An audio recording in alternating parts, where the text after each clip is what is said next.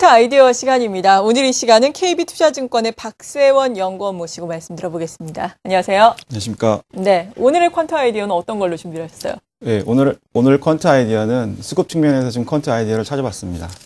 네, 수급 측면에서 찾아봤다라고 말씀해 주셨는데, 뭐 수급 측면 우리가 생각을 해보자면은 외국인들의 수급이 최근에는 정체돼 있고, 수급과 관련해서 큰 이슈가 또 뱅가드 펀드 관련해서 여러 가지 이야기 나오고 있지 않습니까? 예, 구체적으로 그렇습니다. 어떤 건가요? 예, 뱅가드가 이제 잠재적으로 이제 7월 초까지 그 추종 지수 변경을 한다고 1월 10일 9시 30분 이후에 공식적으로 선언을 했습니다. 따라서 뱅가드 측 말로는 그 지수 변경을 6개월간 서서히 진행한다고 말은 했지만 그런 잠재적 리스크는 7월 초까지 이어질 것으로 생각하고 있고요.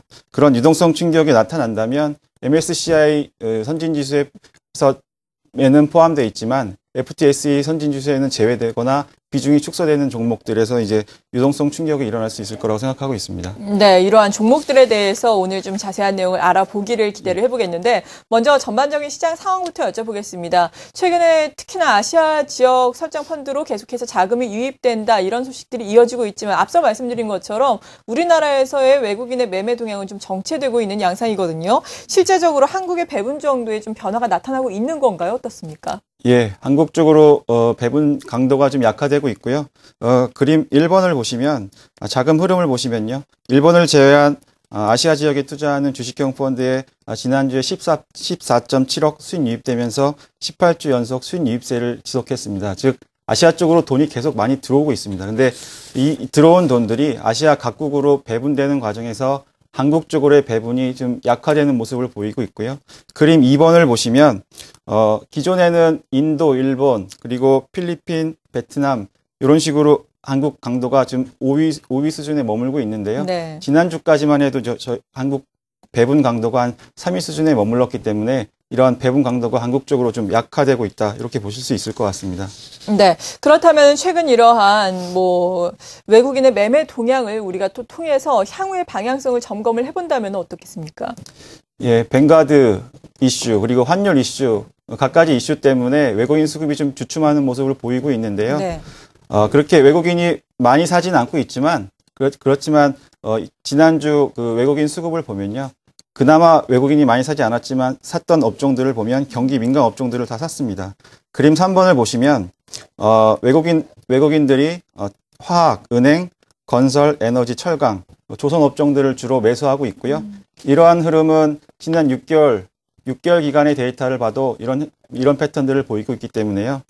외국인 그 수급이 약간 주춤하는 모습을 보이고 있지만 외국인 매매 특징을 이용해서 어떤 포지션을 취하려고 한다면 경기 민감주에 대한 비중을 여전히 유지하시는 것이 바람직할 것으로 생각하고 있습니다. 네, 외국인이 최근에 시장에서 적극적으로 나서고 있지는 않지만 여전히 경기 민감주에 대한 관심은 집중을 하고 있다라는 점 짚어주셨습니다. 외국인과 더불어서 기관의 수급도 우리가 좀 짚어봐야 할 텐데, 기관 최근에 지수가 좀 2000선을 크게 하회를 하면서 펀드 환매 물량의 압박이 적어서인지 다소 좀 정체되는 양상을 오늘 같은 경우에는 좀 보이고 있거든요. 기관 같은 경우에는 앞으로 수급별 특징 어떻게 보십니까? 예. 지난주 기관 수급을 살펴보면, 기관 쪽으로, 주식형 펀드 자금 쪽으로 그림을 보시면요. 그림 4번에 보시면 한 1,100억 정도 수익 유입됐습니다. 하지만 그림에서 보시는 것처럼 회색 막대를 보시면요. 그 강도가 아직 미약합니다. 즉, 정체에 머물러 있는 수준이고요. 따라서 기관의 자금 여력, 투자할 수 있는 여력은 미미하기 때문에, 적극적인 매매 활동을 기대하기는 좀 어려울 것으로 생각하고 있습니다. 네. 그리고 앞서서 여러분들이 많이 궁금해 하실 만한 이 뱅가드 펀드의 이 벤치마크 지수 변경에 따른 종목별 영향력에 대해서 좀 알아봐야 할 텐데요. 충격이 클 것으로 예상되는 종목군은 구체적으로 어떤 것들인 건가요? 예, 우선 충격의 경중을 떠나서 예. 대형주 위주의 그런 그 삼성전자나 현대차 같은 종목들의 피해는 물가피하다고 생각하고 있습니다. 거기에 그 MSCI 코리아에 속해 있는 종목인데 거기에서 외국인 지분율이 많고요. 외국인 지분이 많으면서 그 거래되는 거래량이 적은 종목들은 우선 외국인 물량이 나오면 크게 상대적으로 다른 종목이나 업종 대비 불리할 수 있기 때문에 지금 그런 업종하고 종목을 좀 선정해 봤는데요. 네. 그런 업종으로는 유통, 음식료, 화장품 업종이 그런 업종들이고요. 종목으로는 신세계, 아모레, 아모레 퍼시픽, 그다음에 현대백화점, CJ 제일제당 등이 외국인 지분율이 많으면서 거래량이 작기 때문에 만약에 물량이 나왔을 때 상대적으로 불리할 수 있는 이런 종목군이 될 수 있을 것 같습니다. 네, 이러한 종목들 향후에 좀 주의를 하면서 지켜보셔야 되겠습니다. 오늘은 이렇게 퀀타 아이디어 수급을 바탕으로 투자 전략 좀 세워봤습니다. 이 시간 KB투자증권의 박세원 연구원으로부터 도움 말씀 들어봤습니다. 고맙습니다.